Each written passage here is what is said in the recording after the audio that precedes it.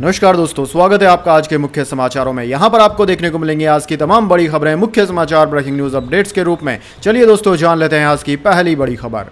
आम आदमी पार्टी सांसद संजय सिंह हुए गिरफ्तार। दिल्ली आबकारी केस में ईडी ने 10 घंटे छापेमारी की। इसी केस में मनीष सिसोदिया जेल में है। जी हां दोस्तों, आम आदमी पार्टी से राज्यसभा सांसद संजय सिंह को ईडी ने अरेस्ट कर लिया है। उनके दिल्ली वाले घर पर बुधवार सुबह 7 बजे ईडी की टीम पहुंची थी। 10 घंटे तक चली इस छापेमारी के बाद गिरफ्तारी हुई। दोस्तों, बताया जा रहा है कि करीब 7-8 अधिकारी आबकारी नीति केस के सिलसिले में छानबीन कर रहे थे। आबकारी नीति केस की चार्जशीट में संजय सिंह का भी नाम है। इस केस में मनीष सिसोदिया पहले से ही जेल में है। ईडी की कार्रवाई को लेकर दिल्ली के सीएम अरविंद केजरीवाल ने कहा कि इस केस में 1000 रेड पड़ चुकी है। संजय सिंह के घर पर कुछ नहीं मिलेगा। 2024 के चुनाव आ रहे हैं और वो जानते हैं कि वे हारेंगे। ये उनकी हताशा भरी कोशिशें हैं। जैसे जैसे चुनाव नजदीक आएगा, ईडी, सीबीआई जैसी सभी एजेंसियां सक्रिय हो जाएंगी। इसी बीच दिल्ली में बीजेपी ने आम आदमी पार्टी के ऑफिस के बाहर प्रदर्शन किया। भाजपा के कार्यकर्ता अब तो ये स्पष्ट है केजरीवाल भ्रष्ट है नारे वाले पोस्टर लेकर सड़क पर उतरे। प्रदर्शनकारियों की मांग है कि केजरीवाल को सीएम पद से इस्तीफा दे देना चाहिए। इसके बाद दोस्तों, अगली बड़ी खबर।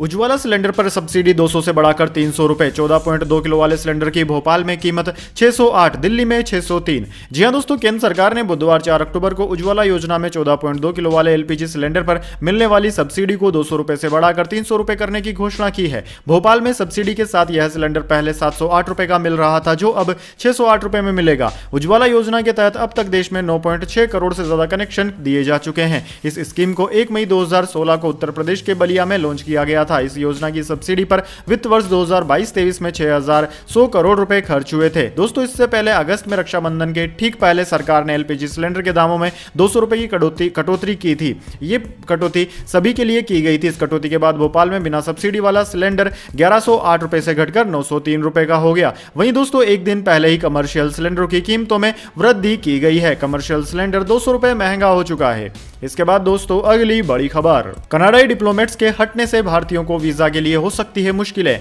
जानिए इसके पीछे की वजह अभी। जी हां दोस्तों, भारत कनाडा का विवाद अब खुलकर सामने आ रहा है। कनाडा ने उन खबरों पर चुप्पी साध रखी है कि नई दिल्ली ने बढ़ते राजनीतिक विवाद के बीच ओटावा को भारत में अपने मिशनों में कर्मचारियों को काफी कम करने के लिए कहा है, जबकि विदेश मंत्री मेलानी जोली ने कहा कि उनकी सरकार इस मुद्दे पर निजी तौर पर बातचीत करना पसंद करेगी। दरअसल दोस्तों, भारत ने कनाडा से 10 अक्टूबर तक उनके 41 राजनयिकों को देश से वापस बुलाने को कहा है। फाइनेंशियल टाइम्स अखबार ने मंगलवार को अपनी खबर में यह जानकारी दी। नई दिल्ली द्वारा ओटावा को भारत में अपनी राजनयिक उपस्थिति कम करने के लिए कहने के 12 दिन बाद आई खबर पर न तो भारत और न ही कनाडा ने कोई प्रतिक्रिया व्यक्त की है। खबर में कहा गया है कि कनाडा के भारत में 62 राजनयिक है और नई दिल्ली ने कहा है कि यह संख्या 41 की जानी चाहिए। इसके बाद दोस्तों, अगली बड़ी खबर।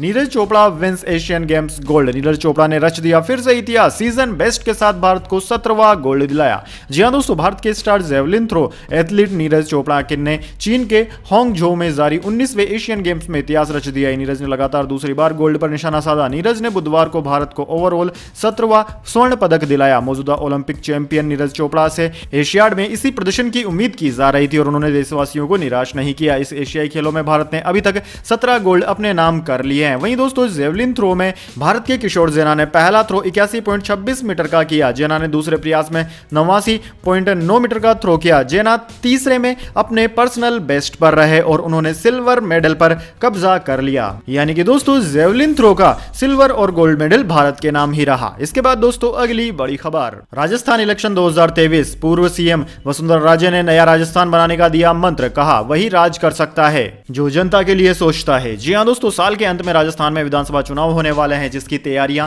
राजनीतिक पार्टियों ने जोर शोर से शुरू कर दी है। हर तरफ रैलियों का दौर जारी है। इसी के साथ खूब बयानबाजी भी हो रही है। दोस्तों, बीजेपी, कांग्रेस सहित अन्य राजनीतिक दल के नेताओं ने भी अपनी गतिविधियां तेज कर दी है। सभी पार्टियां राजस्थान के लोगों का भरोसा जीतने में लगी हुई है। इसी बीच पूर्व मुख्यमंत्री वसुंधरा राजे का एक बयान सामने आया है, जिसमें वह प्रतिद्वंदियों पर प्रहार करते हुए कह रही है कि आजकल हर कोई नया राजस्थान बनाने का दावा कर रहा है, लेकिन नया राजस्थान ऐसे नहीं बनता। पूर्व सीएम वसुंधरा राजे ने लोगों को संबोधित करते हुए अपने प्रतिद्वंदियों पर हमला बोला। उन्होंने कहा कि आजकल हर कोई नया राजस्थान बनाने चला है। नया राजस्थान ऐसे नहीं बनता। नया राजस्थान बनाने के लिए हम आपको संकल्प लेना होगा। राजस्थान पर वही राज कर सकता है जो जनता के लिए सोचता है। कोई राजा तब तक नहीं बन सकता जब तक जनता को भरोसा न हो कि वो उनके लिए मेहनत करेगी। इसके बाद दोस्तों अगली बड़ी खबर, संजय सिंह की गिरफ्तारी पर क्या बोले दिल्ली के सीएम अरविंद केजरीवाल, जताई बड़ी आशंका। जी हां दोस्तों, दिल्ली शराब नीति मामले में ईडी ने आम आदमी पार्टी नेता संजय सिंह को गिरफ्तार कर लिया। संजय सिंह की गिरफ्तारी के बाद दिल्ली सीएम अरविंद केजरीवाल का पहला रिएक्शन सामने आया है। उन्होंने कहा है कि संजय सिंह की गिरफ्तारी बिल्कुल गैरकानूनी है।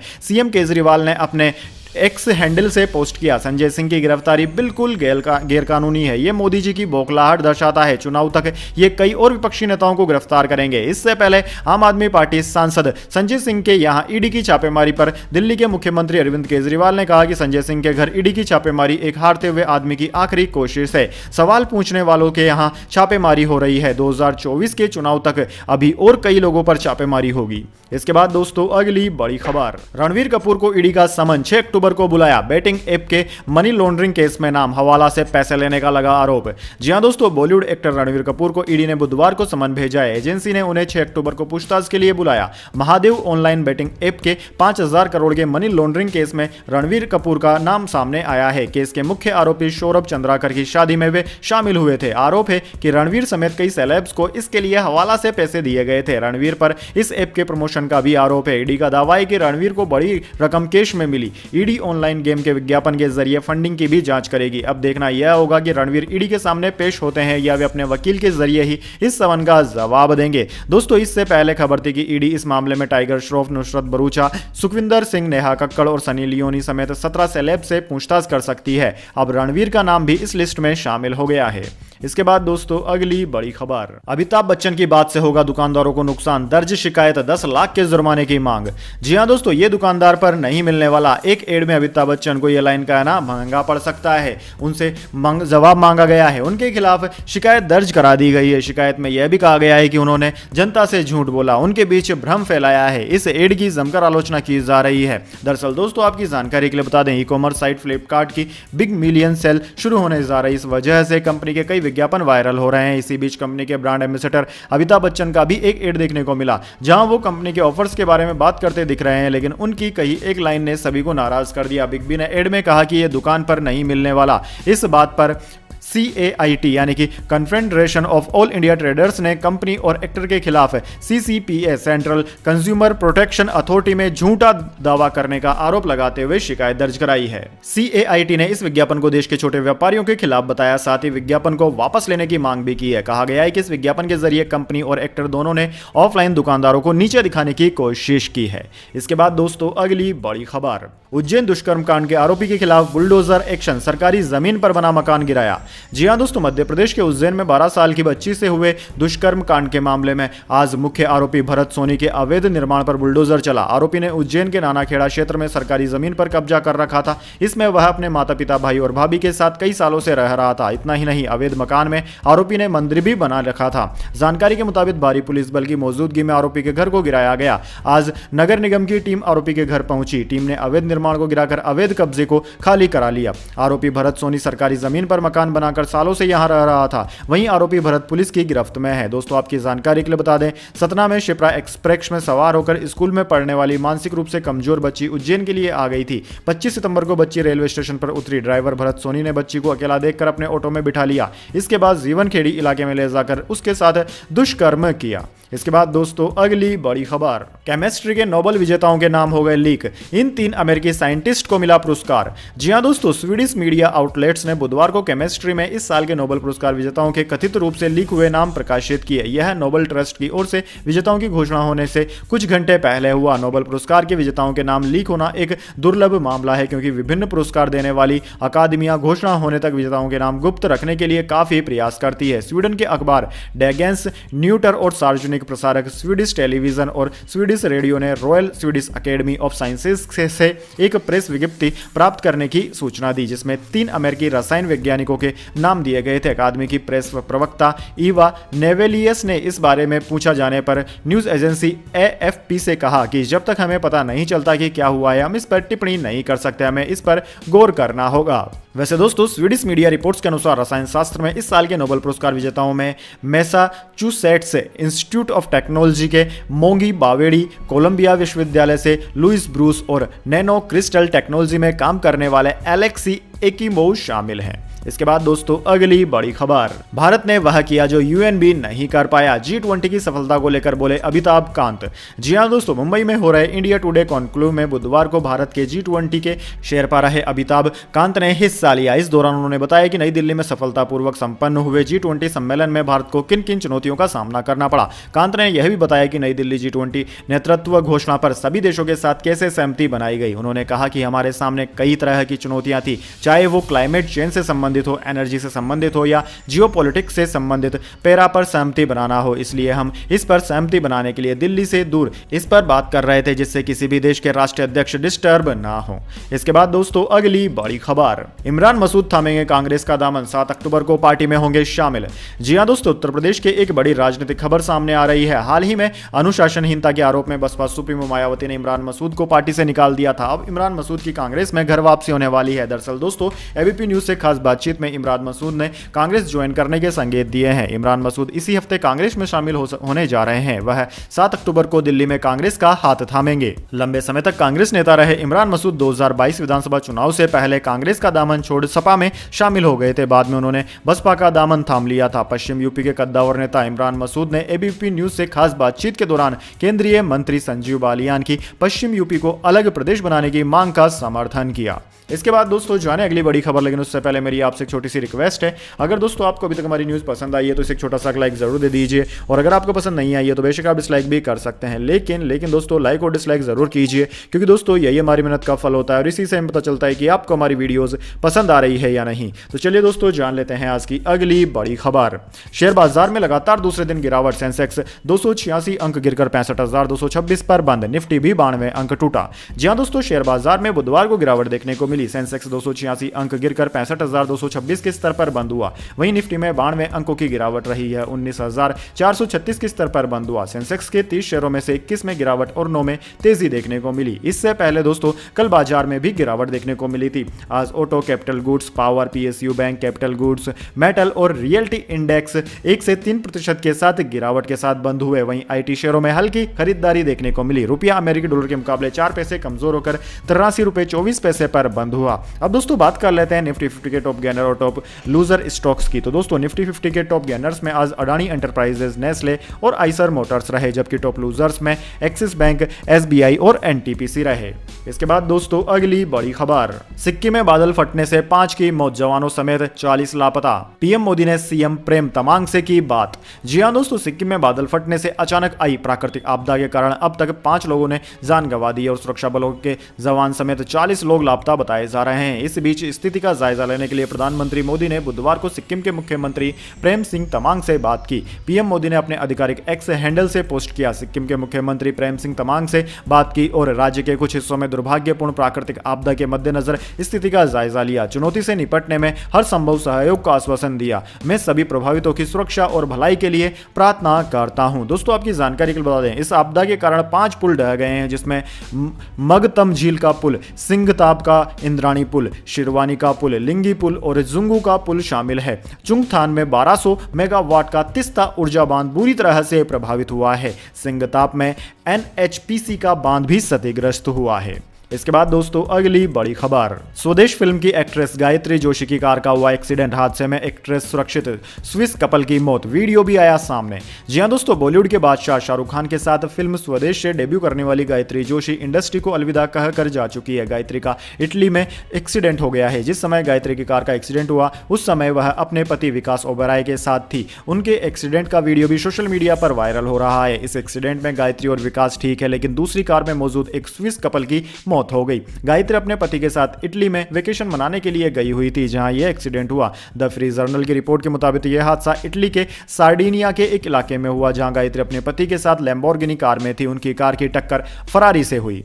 इसके बाद दोस्तों अगली बड़ी खबर, गोल्ड प्राइस, त्योहारों से पहले सस्ता हुआ सोना, 5 महीने में 5,000 रुपए प्रति 10 ग्राम तक घटी सोने की कीमत। जी हां दोस्तों, त्योहारों के सीजन की शुरुआत गणेश चतुर्थी के साथ शुरू हो चुकी है, तो अगले महीने से शादियों की सीजन की शुरुआत हो जाएगी। त्योहारी सीजन या फिर शादियों के मौके पर जो लोग सोने की ज्वेलरी खरीदने की तैयारी में है उनके लिए राहत की खबर है। दरअसल दोस्तों, अगर आप इस त्योहारी सीजन में सोने या फिर उसकी ज्वेलरी खरीदने की सोच रहे हैं तो आपके लिए अच्छे दिन आ चुके हैं, क्योंकि अब पहले के मुकाबले कम पैसा खर्च करना होगा। बीते 5 महीनों में सोने की कीमत में 5,000 रुपए प्रति 10 ग्राम या 8.14% की गिरावट आ चुकी है। सराफा बाजार में महज 7 सत्र में सोने के दाम में 2,577 रुपए की कमी आई है और अब 5 मई 2023 की तुलना करें तो उस दिन सोना 61,646 रुपए प्रति 10 ग्राम पर था, जो कि आज घटकर 56,627 रुपए प्रति 10 ग्राम पर आ चुका है, यानी कि पूरी 5,019 रुपए प्रति 10 ग्राम की कमी आ चुकी है। इसके बाद दोस्तों अगली बड़ी खबर, शेयर मैनिपुलेशन जांच के लिए सेबी को और 2 महीने मिले। बॉलीवुड एक्टर अरशद वारसी से जुड़ा है केस, स्टॉक मार्केट से भी है बैन। जी हां दोस्तों, बॉलीवुड एक्टर अरशद वारसी से जुड़े शेयर मैनिपुलेशन मामले में सिक्योरिटी अपीलमेंट ट्रिब्यूनल ने मार्केट रेगुलेटर सेबी को जांच पूरी करने के लिए 2 महीने का अतिरिक्त समय दिया है। अगर डेडलाइन के भीतर जांच पूरी नहीं होती है तो अरशद समेत अन्य सभी को शेयर ट्रेडिंग से रोकने वाला आदेश कैंसिल कर दिया जाएगा। 27 मार्च को SAT ने सेबी को इस मामले की जांच 6 महीनों में पूरा करने का आदेश दिया था। इसकी मियाद 27 सितंबर को खत्म हो गई। इस मामले में अरशद वारसी, उनकी पत्नी मारिया गोरेटी समेत 45 इंडिविजुअल्स और कंपनियों पर यूट्यूब पर भ्रामक वीडियो के जरिए 2 कंपनियों के शेयर प्राइस में हेरफेर का आरोप लगा है। दोस्तों, शुरुआती जांच में सेबी ने पाया था कि कुछ यूट्यूब चैनल पर गुमराह करने वाले वीडियो के जरिए 2 कंपनियों के शेयरों में गड़बड़ी की जा रही है। निवेशकों को असाधारण प्रॉफिट के लिए साधना ब्रॉडकास्ट लिमिटेड और शार्प लाइन ब्रॉडकास्ट लिमिटेड के शेयर खरीदने की सलाह दी गई थी। वारसी और उनके परिवार के लोगों पर साधना ब्रॉडकास्ट के मामले में एक्शन लिया गया था। इसके बाद दोस्तों अगली बड़ी खबर, रंगदारी नहीं मिली तो बुलडोजर से उखाड़ दी आधा किलोमीटर सड़क, दबंगों की तलाश में जुटी पुलिस। जी हां दोस्तों, यूपी के शाहजहानपुर में निर्माणाधीन सड़क को दबंगों द्वारा उखाड़ने का मामला सामने आया है। दबंगों ने ठेकेदार से रंगदारी न मिलने पर दातागंज बदायूं मार्ग की PWD की आधी किलोमीटर लंबी नवनिर्मित सड़क को बुलडोजर से उखाड़ दिया। फिलहाल पुलिस ने सरकारी संपत्ति नष्ट करने का मुकदमा दर्ज कर आरोपियों की तलाश शुरू कर दी है। दरअसल दोस्तों, शाहजहांपुर में स्टेट हाईवे दातागंज बदायूं मार्ग पर करोड़ों रुपए की कीमत से सड़क चौड़ीकरण का काम हो रहा है। इस सड़क को PWD तैयार करवा रहा है। वहीं सड़क बनाने का ठेका शकुंतला एंटरप्राइजेज को मिला है। आरोप है कि इलाके के दबंग ने ठेकेदार से रंगदारी की मांग की थी। जब रंगदारी नहीं मिली तो अपने गुर्गों संग मारपीट के बाद नवनिर्मित सड़क को उखाड़ दिया। दोस्तों, बताया जा रहा है कि इलाके का दबंग जगवीर सिंह अपने दर्जन भर साथियों के साथ साइट पर पहुंचा और काम कर रहे कर्मचारियों के साथ मारपीट की। इसके बाद दबंगों ने PWD की 500 मीटर सड़क को बुलडोजर से खोद डाला। इतना ही नहीं, इसके आगे लगभग 1 किलोमीटर बुलडोजर से कई जगह सड़क पर गड्ढे भी कर दिए। इसके बाद दोस्तों अगली बड़ी खबर, लैंडफोर्ड जॉब केस में लालू राबड़ी और तेजस्वी को जमानत, सीबीआई ने कहा बेल दी तो प्रभावित हो सकती है जांच, अब 16 अक्टूबर को सुनवाई। जी हां दोस्तों, लैंडफोर्ड जॉब्स मामले में दिल्ली की रावत रेवेन्यू कोर्ट से लालू परिवार को बड़ी राहत मिली है। कोर्ट से मामले में लालू, तेजस्वी, राबड़ी देवी को जमानत मिल गई है। 50,000 के मुचलके पर सभी को नियमित जमानत दे दी गई। अब 16 अक्टूबर को इस मामले में सुनवाई होगी। दोस्तों, आपकी जानकारी के लिए बता दें, सीबीआई ने जमानत का विरोध करते हुए कहा था कि सभी आरोपी बड़े पद पर हैं, ये केस को प्रभावित कर सकते हैं। कोर्ट ने कहा कि हमें कुछ ऐसा नहीं लगता। लालू, राबड़ी और तेजस्वी के साथ मीसा भारती भी कोर्ट पहुंची। इधर दिल्ली पहुंचने पर लालू यादव ने कहा था कि सुनवाई होती रहती है, हमने कोई ऐसा काम नहीं किया है जिससे हमें डरना पड़े। इसके बाद दोस्तों अगली बड़ी खबर, ईडी को सुप्रीम कोर्ट की फटकार, बदला लेने की नीयत न रखें, आपसे निष्पक्षता की उम्मीद। कोर्ट ने मनी लॉन्ड्रिंग केस में 2 अरेस्ट कैंसिल की। जी हां दोस्तों, सुप्रीम कोर्ट ने एनफोर्समेंट डायरेक्टरेट यानी कि ईडी को फटकार लगाते हुए मनी लॉन्ड्रिंग के 2 मामलों में अरेस्ट को कैंसिल कर दिया है। जस्टिस AS बोपन्ना और संजय कुमार की बेंच ने कहा कि जांच एजेंसी को पूरी निष्पक्षता के साथ काम करना चाहिए और बदला लेने की प्रवृत्ति रखने से बचना चाहिए। सुप्रीम कोर्ट ने यह बात मंगलवार को गुरुग्राम के एक रियल्टी ग्रुप M3M के डायरेक्टर की याचिका पर सुनवाई के दौरान कही। कोर्ट ने कहा कि उम्मीद की जाती है कि ईडी का हर एक्शन पारदर्शी, ईमानदार और कार्यवाही के सबसे ऊंचे और पुराने स्तर के मुताबिक होगा। हालांकि इस केस में तथ्य बताते हैं कि एजेंसी अपनी जिम्मेदारी निभाने और अपनी शक्ति का सही इस्तेमाल करने में नाकाम रही। कोर्ट के आदेश की कॉपी बुधवार को जारी की गई। इसके मुताबिक कोर्ट ने टिप्पणी की कि बसंत और पंकज बंसल को 14 जून को पूछताछ के लिए ईडी दफ्तर बुलाया गया था, जबकि ईडी की तरफ से रजिस्टर किए गए किसी और केस में दोनों को उसी दिन गिरफ्तार कर लिया गया। इसके बाद दोस्तों अगली बड़ी खबर, एक्टर विशाल के आरोपों पर सेंसर बोर्ड की सफाई, कहा जिनको रिश्वत दिया वे बोर्ड के लोग नहीं, फिल्म मेकर्स बिचौलियों से बचें।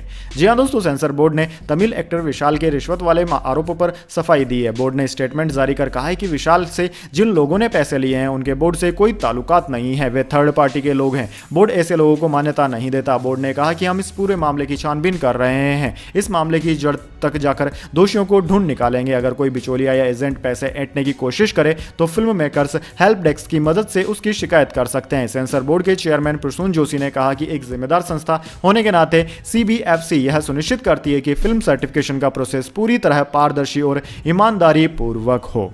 तो दोस्तों यह थी आज की तमाम बड़ी खबरें। इसके बाद दोस्तों बारी आती है आज के माइंड क्विज क्वेश्चन की। जी हाँ दोस्तों, एक आसान से सवाल का जवाब देकर आप जीत सकते हैं एक अमेजिंग सरप्राइज गिफ्ट हमारे यूट्यूब चैनल की ओर से। तो दोस्तों आज का सवाल आपकी स्क्रीन पर आ चुका है। भारत में एशियन गेम्स का आयोजन कौन से साल में किया गया था? जी हाँ दोस्तों, अगर आप जानते हैं कि एशियन गेम्स का आयोजन भारत में कौन से वर्ष में किया गया था तो जल्दी से आप कमेंट बॉक्स में लिख दीजिएगा। दोस्तों आपका जवाब होता है एकदम सही और आप चुन जाते हैं लकी विजेता के रूप में, तो आपको मिल सकता है एक सरप्राइज गिफ्ट हमारे यूट्यूब चैनल की ओर से। तो दोस्तों जल्दी से अपना उत्तर कमेंट बॉक्स में लिख दीजिए, वीडियो को लाइक कर लीजिए, चैनल को सब्सक्राइब कर बेल आइकन भी दबा लीजिए। साथ ही दोस्तों अपने ये दोस्तों और मित्रों के साथ इस वीडियो को शेयर करना ना भूलें। धन्यवाद। वंदे मातरम। जय हिंद, जय भारत।